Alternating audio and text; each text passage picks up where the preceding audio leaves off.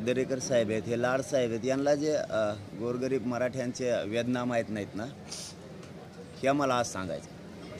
आणि मी तेही सांगितलं, सरकारने 6 महिन्याचा वेळ वाढवून दिला असं मी म्हणलो नाही. मागणी केली मी तुझी जी येते की 6 महिन्याचा व्हॅलिडिटीची वेळ द्या. मी सरकारला त्याच वेळेस सांगितलं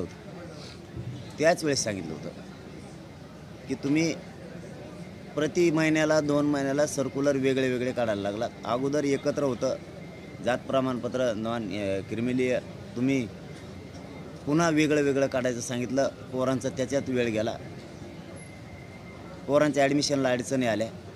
जर आता ते लाडसाहेब आणि दरेकर साहेबांना जर काही जाणीव असली स्वतःच्या घरातल्या लेकराची, तर ह्या लेकरांनासुद्धा स्वतःच्या घरातलं समजा जरा. ह्या ह्यात मराठ्यांच्या वेदना आणि तुमच्या वेदना आहेत फक्त निवडून येणे आणि खुर्च्या हस्तगत करणे. आणि माझा संघर्ष आणि माझा लढा ह्या मराठ्यांच्या पोराला अडचणी आल्या नाही पाहिजे. त्या अडचणी आज समक्ष आल्यात. आता ती योगायोगानं अचानक आलं ते लेकरू, कोणाला माहीतसुद्धा नाही आहे. जर तिच्या आयुष्याचं वाटोळं होणार असलं तर तुम्ही ECBC देऊन उपयोग काय? त्यासाठी आम्ही तुम्हाला देऊ नका म्हणलो होतो. तुम्ही ते दिलं तर ते ऑप्शन खुला केला नाही. बरं, ऑप्शन खुला केला आहे तुम्ही ECBCचा, तर त्यांना व्हॅलिडिटी लवकर निघत नाही आहे. म्हणून माझं म्हणणं होतं की तुमचं म्हणणं आहे 3 राऊंडमध्ये द्या. 3 राऊंडमध्ये एका महिन्याच्या आत ते प्रमाणपत्र नाही निघत.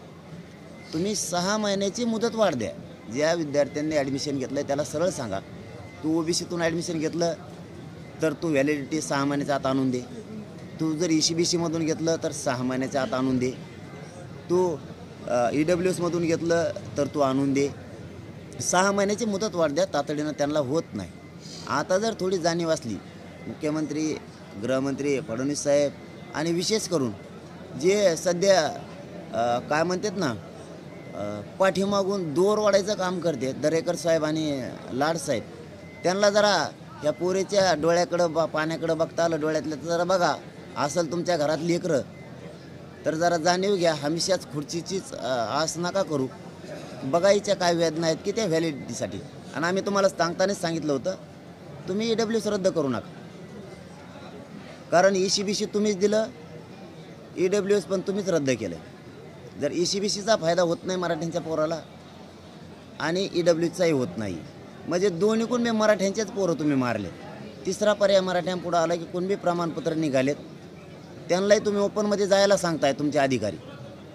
मग तुम्ही तातडीनं, माझी विनंती आहे तुम्हाला की तुम्ही तातडीनं आदेश करा की ज्या विद्यार्थ्यांकडं ECBCचं सध्या त्याच्याकडं व्हॅलिडिटी नसेल त्याला 6 महिन्याच्या आत आणून द्या.